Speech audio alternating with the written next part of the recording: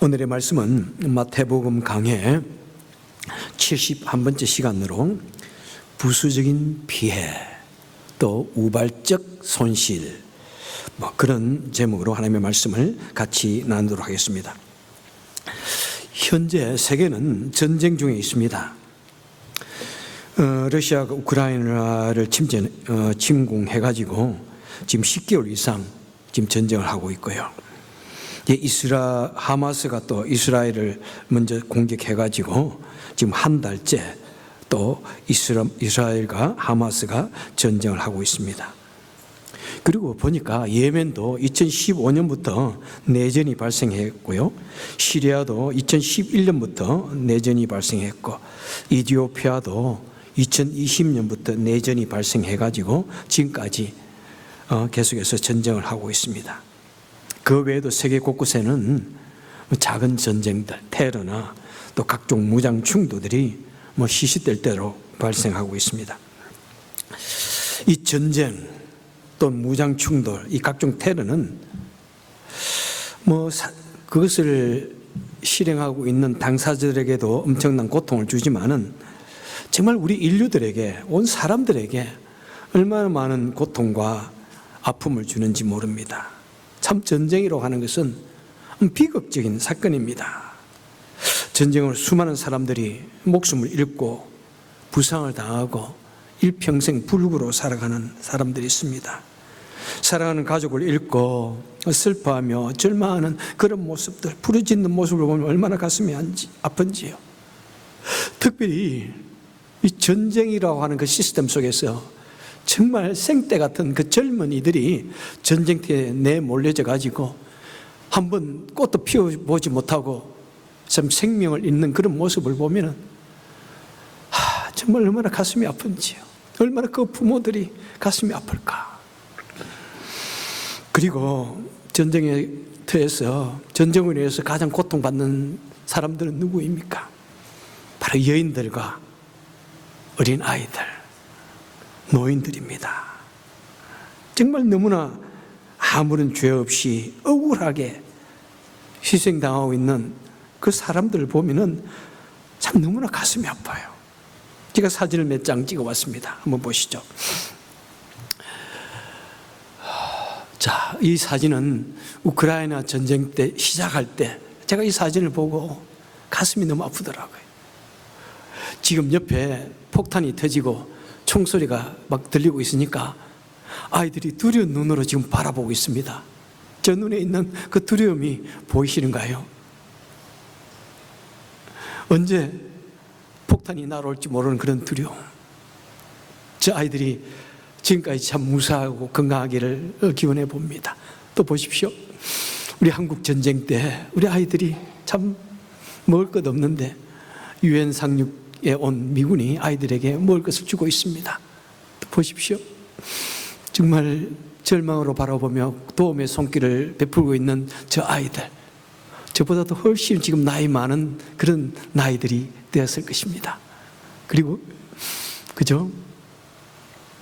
한 아이를 돌보고 있는 모습, 그리고 이제 전쟁터에 폐허가 된 곳에 그 다음 지금 아이를 구출해내고 있는, 그 다음에 그 어머니가 아이들을 안고 가고 있는 모습들, 그 다음 한 아이를 그 폐허에서 지금 구해내고 있는 그런 모습들.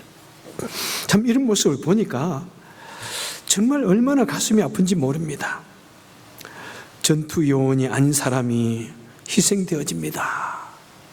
지금 러시아 우크라이나 전쟁에서는 사망자가 2003년 2월 중심으로 군인이 6만 명, 민간인이 1만 명, 그중에 어린이는 5만 명이 죽었습니다. 사망자만. 하마스와 이스라엘 전쟁에는 이미 사망자가 1만 명인데 그중에서 70%가 어린아이고 여인들이고 노인들입니다. 이와 같이 그 전투 요원과 관계없이 희생되고 죽는 사람들, 또 전투 시설물이 전투 시설물이 아닌 것이 파괴되는 것을 일컬어서 콜레러럴 데미지라고 그럽니다. 부수적인 파괴, 우발적인 손실, 그렇게 번역할 수가 있습니다. 이 콜레러럴 데미지란 말은 참 여러 가지 부정적인 의미도 있습니다. 전쟁 중에 일어날 수밖에 없는 피해이기 때문에 당연하다. 그리고 우리는 책임이 없다. 그런 것을 사용할 때 그런 것을 듣는 사람들을 마음속에 분노를 불러일으키기도 하는 것이죠. 하마스는 이스라엘을 공격할 때 민간인들을 타격으로 정조준하에 공격하였고 그리고 사살했습니다. 하마스가 잡아간 인질 240명인데 그 대부분은 민간인입니다. 그 중에 여인과 아이들이 100여 명 이상입니다.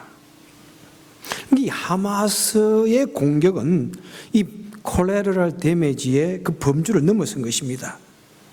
그들은 의도적으로 민간인들을, 여인들과 아이들을 공격해서 사상시켰습니다.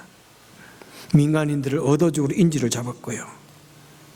그들을 잡아서 차에 싣고 옷을 벌게 벗겨가지고 그들에게 온갖 상처를 입히고 죽은 시체를 덜 끌고 프레이드를 벌렸고 심지어는 여자아이들을 칼로서 참수한 것을 자랑하고 끌고 다니고 보여주고 휘하하였습니다.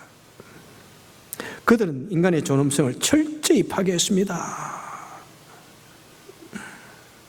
그것은 결코 용서받을 수 없는 너무나 참혹하고 잔인한 행동입니다. 인간이기를 거부한 것입니다.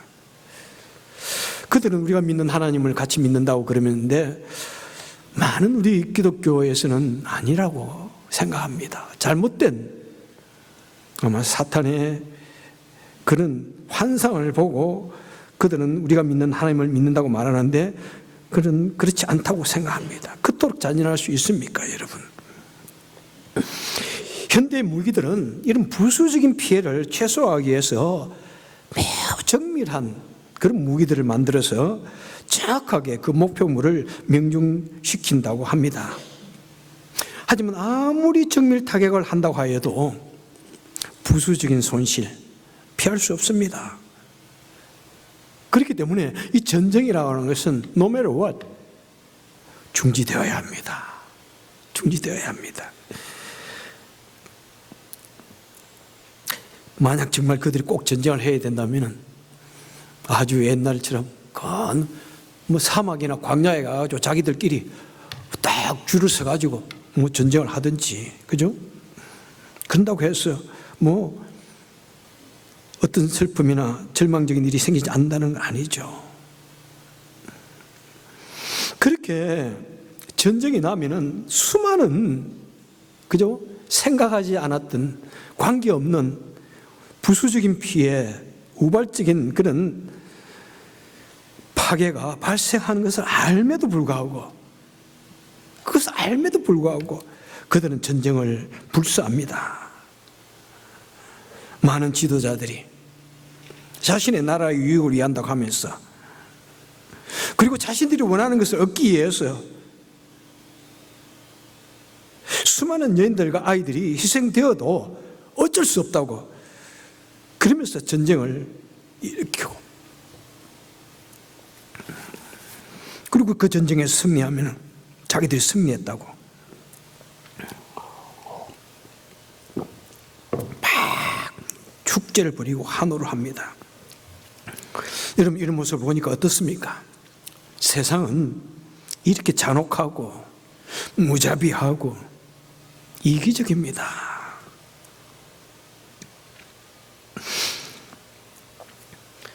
자, 우리 주님께서도 이 우발적인 피해에 대해서 깊이 관심하십니다.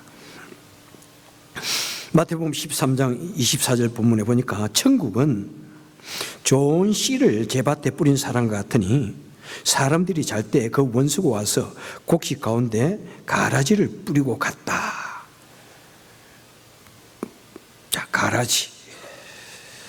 지금 주님께서는 이 좋은 밭, 지금 4가지 밭을 지난주에 말씀드렸는데 이 4가지 밭 중에서 좋은 밭이 있는데 이 좋은 밭에도 이 가라지가 자란다, 잡초가 자란다고 말씀하고 있습니다. 그 가라지는 25절에 보니까 원수가 와서 뿌린 것이다. 39절에 보니까 그 원수는 곧 모하기다고 이야기하고 있습니다. 자, 여러분, 우리가 하나님의 말씀을 받을 때, 우리 하나님의 말씀을 받고 감동을 받고 믿음에 자라가려고 할 때 그걸 누가 가장 싫어합니까? 가장 싫어하는 것은 사단입니다. 뭐 온갖 방법으로 우리 마음에 떨어진 하나님의 말씀을 뺏어가려고 합니다. 가만히 있지 않습니다. 온갖 방법입니다. 온갖 유치한 방법, 온갖 잔인한 방법, 온갖 이기적인 방법, 우리 인간의 마음을 충동질해가지고 우리 마음에 있는 하나님의 말씀과 우리 속에 있는 믿음을 빼앗아가기 위해서 온갖 종류의 가라지를, 잡초를 우리 마음에 뿌립니다. 여러분, 우리는 이 메시지를 매우 심각하게 받아들여야 합니다. 여러분, 가라지가 무엇입니까? 가라지 모양은 밀과 매우 유사하다고 합니다. 그래서 이 속에 같이 뿌려 놓으면은 처음에는 어떤 것이 진짜인지 잘 모른다는 겁니다. 그 말은 무엇입니까? 그 사단은 우리가 하나님의 말씀을 받을 때 이 성경의 진리와 매우 유사한 내용들을 가지고 사람의 마음을 현혹한다는 것입니다. 우리 마음을 흔든다는 것입니다. 가라지는 우리가 아는 그라지 세일 그거 아닙니다. 이 가라지는 밀과 매우 유사해 보이는 잡초를 말합니다.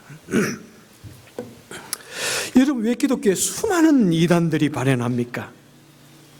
십자가를 걸고 성경을 가르친다면서도 수많은 이단들이 있습니다. 바로 그것은 악한 사단이가 그들의 마음속에 가라지를 뿌렸고 잡초를 끼웠고, 그래서 그 마음속에 악마가 자랐고 독성이 자라서 그렇게 되는 것입니다. 그들의 마음속에 온갖 종류의 가라지를 뿌려가지고 성경을 자신의 마음대로, 자신의 편리대로, 코에 걸면 코걸이, 귀에 걸면 귀걸이, 이혈령 비혈령으로 마음대로 해석합니다. 자신의 유익에 따라서 해석합니다. 성경의 진리를 비틀어서 사람을 현혹시키고 사람들로 하여금 혼돈하게 만듭니다. 어떤 것이 진리인지 잘 모르게 만듭니다. 오히려 우리 정통적인 기독교보다 때로는 더 많은 그런 기적을 발생한다고 그렇게 믿게 만듭니다. 그것을 하기 위해서 온갖 그런 자기들이 드린 그 예배 속에 온갖 종류의 기계들을 설치해가지고 그것을 현혹시킵니다. 말합니다. 사단은 온갖 방법을 동원해서 성도들로 하여금 성경의 진리를 믿지 못하게 만든다는 것입니다. 그래서 여러 가지 조그마한 의심이 있으면은, 질문이 있으면은 그것을 의심으로 바꾸게 하고, 그것을 부분 부정하게 하고, 그것을 완전 부정하게 만들고, 결국은 믿지 못하게 만들어 버립니다. 그러다 보니까 교회 오랫동안 다닌다고 하지만은 겉으로는 기독교인 같은데, 그런데 그렇지 않은 경우가 있어요. 여러분, 겉으로는 기독교인 같은데 믿는 척 하는데 지식도 있고 신앙생활 교회생활 오래 하니까 믿는 것 같은데, 그런데 그렇지 않은 경우가 많아요. 어떻게 알아요? 그 사람이 정직하지 못하면은, 여러분, 우리가 사람은 다 정직할 수는 없어요. 어쩌다 거짓말도 할 수 있는데, 그런데 조직적이고 매우 의도적이고, 요즘 한국의 누구처럼 전청조? 이거 참 세상에 또 그런 일도 있더라고요. 아주 조직적으로 의도적으로 거짓말하는 것, 그것은 절대로 하나님을 믿는 사람이 아닙니다. 우리가 죄를 지을 수도 있어요. 실수할 수도 있어요. 그런데 아주 의도적으로 계속해서 죄를 짓는 것은 무엇입니까? 그 마음은 이미 잡초로 가득 자라 있기 때문입니다. 가라지가 가득 자라가지고 이제 어떤 것이 잡초고 어떤 것이 진짜 좋은 열매인지 모르게 되어버린, 자신도 모르는 거예요. 사실 자신도 그렇게 모르고 살아갑니다. 자, 그렇게 잡초가 자라니까 28절 하반절에서 말씀합니다. 자, 종들이 말합니다. 그러면은 우리가 가서 이것을 뽑기를 원합니까? 하나님, 내가 가서 주님, 내가 뽑아버릴까요? 그러니까 29절에서 주인이 이르되 가만두라. 가라지를 뽑다가 잡초를 뽑다가 곡식까지 뽑을까 염려된다. 이렇게 말씀합니다. 우리 가끔씩 이런 생각을 할 때가 있습니다. 하나님, 왜 하나님이 계시다면은 왜 이 세상을 가만히 버려두십니까?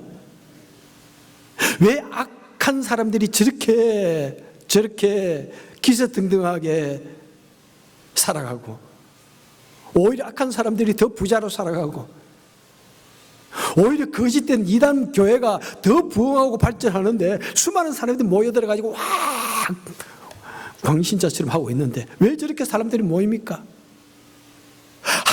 하나님이 계신다면 왜 하나님을 믿는 사람들이 어려움을 당하고, 왜 아무 죄 없는 아이들이 고통을 당하고 죽음을 당하고 일생 동안 온몸이 반신불수가 되어져서 살아가고 고통을 당해야 합니까?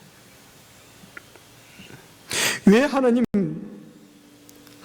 선한 백성들을 붙들어 주시고 보호해 주시고 잘되게 해 주시지 않고 왜 악한 사람들은 왜 멸망시키지 않습니까? 이런 그런 생각들 해본 적 있나요? 정말 저 종종 했어요. 저는 지금도 하고 있어요. 하나님, why? 응? 그래서 하박국 선지자의 하박국이 무엇입니까? Why God? 왜 그러십니까? 하나님 도대체 이해가 되지 않습니다. 왜 하나님을 잘 믿는 백성들이 고통을 당합니까?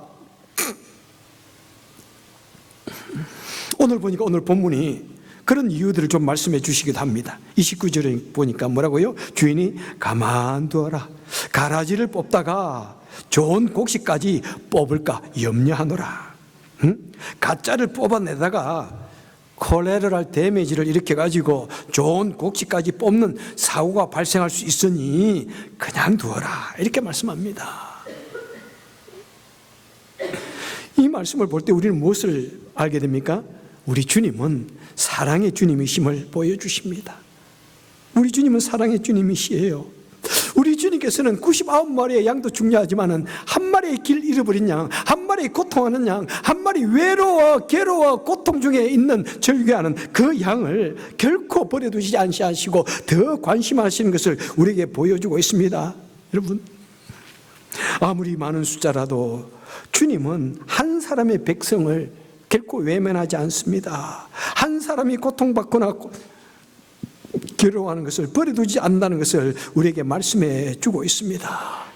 주님은 한 영혼을 사랑하시기 때문에 어떤 종류의 콜레라랄 데미지, 어떤 종류의 부수적인 피해가 발생하기를 원치 않는 우리 주님의 사랑을 말씀해 주고 있습니다.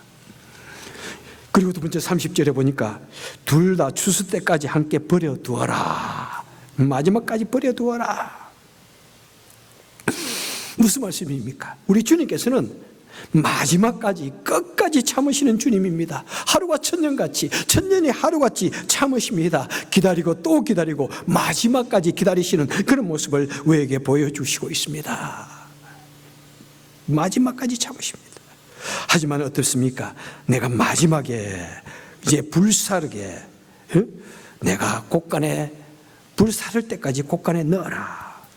하지만은 마지막 심판 때에서는 마지막 심판하신다는 것입니다. 이와 비슷한 모습이 마태복음 25장에 나옵니다. 최후의 심판 때의 모습이죠.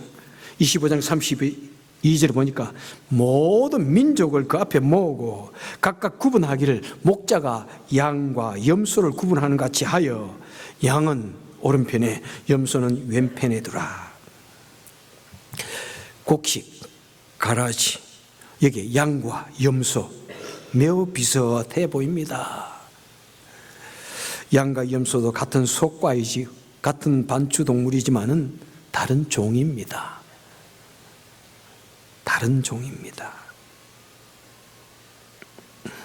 우리 주님께서는 말씀하시기를 누군가가 와서 가라지를 뿌렸다. 그리고 가꾸는 것처럼 가라지가 너무 쉽게 잘 자란다. 이렇게 말씀합니다. 여러분, 이 말씀을 보면 어떻습니까? 여러분도 많은 경험이 있죠. 여러분, 좋은 밭을 거기에다 상추를 심고 깻잎을 심고 부추를 심고 이렇게 해가지고 잘 가꾸고 있는데 언제 보면은 잡초가 얼마나 잘 자라는지요. 그래서 정성 들여서 잡초를 뽑아주지 않으면은 마치 누가 와서 가라지를 심은 것처럼, 나쁜 씨를 심은 것처럼 잡초가 무성하게 자랍니다. 응? 그냥 가만히 몇 개월 두면은 잡초 천국이 됩니다. 부추는 없어지고 잡초 천국이 됩니다. 아무리 좋은 마음이라고 할지라도, 여러분, 아무리 하나님의 말씀을 잘 받는 마음밭이라고 할지라도 그 마음을 잘 관리해 주지 않으면은, 땀을 흘리고 정성을 들이고 시간을 투자해서 내가 정성 들여 내 마음을 관리해 주지 않으면은 아무리 내가 좋은 마음을 가져도 온갖 나쁜 생각이 자라게 되고, 내 마음속에서 미움이 자라게 되고, 불신이 자라게 되고, 거짓이 자라게 돼서 결국에는 좋은 밭도 잡초 가득한 그런 마음이 된다는 것입니다. 그래서 그 마음에는 끊임없이 남을 찌르는 가시가 자라고, 나쁜 씨, 나쁜 열매를 퍼뜨리는 그런 병든 밭, 병든 마음이 된다는 것입니다. 여러분들이요, 누구도 장담하지 마십시오. 저도 절대로 장담하지 않습니다. 여러분, 절대로 나는 뭐 모든 거 초월해서 그런 말 하지 마세요. 여러분, 절대로. 예? 우리 성도라면은 우리도 내 마음이 정말 하나님께서 은혜 주셔서 우리는 하나님의 말씀을 받지만은, 좋은 밭이지만은, 하지만 순식간에 내가 자칫 관리하지 못하면은 나쁜 밭, 잡초가 무성한 밭, 가시가 무성한 밭, 돌이 무성한 밭, 마음이 될 수가 있다고 우리에게 말씀하고 있는 것입니다. 여러분, 그래서 우리는 시간을 내어서 정성을 다해서 땀을 흘려서 노력해서 내 마음을 관리해야 됩니다. 내 마음에 있는 가라지와 잡초를 제거해야 됩니다. 돌을 집어내어야 합니다. 여러분, 잡초가 무성해 보십시오. 잡초가 무성한 그곳에는 온갖 짐승이 뛰놀고 있습니다. 온갖 독성이 있는 잡초들이 자라게 됩니다. 우리 마음에 잡초 무성하게 되면은 사단이 둥지를 털기가 참 쉽습니다. 거기에서 은밀하게 숨어가지고, 그죠? 마치 하나님을 믿는 것처럼 그렇게 하기도 합니다. 여러분, 그것을 오래 하다 보면 자신도 몰라요. 내가 얼마나 우리 사람이라는 것이 완악한지 몰라요. 자신을 위해서 퍼펙트한 알리바이를 만들고 이유를 만들고, 여러분 참 몰라요. 여러분, 얼마나 우리 인간들이 완악한지, 얼마나 이기적인지 자신을 위해서는 퍼펙트한 알리바이를 만듭니다.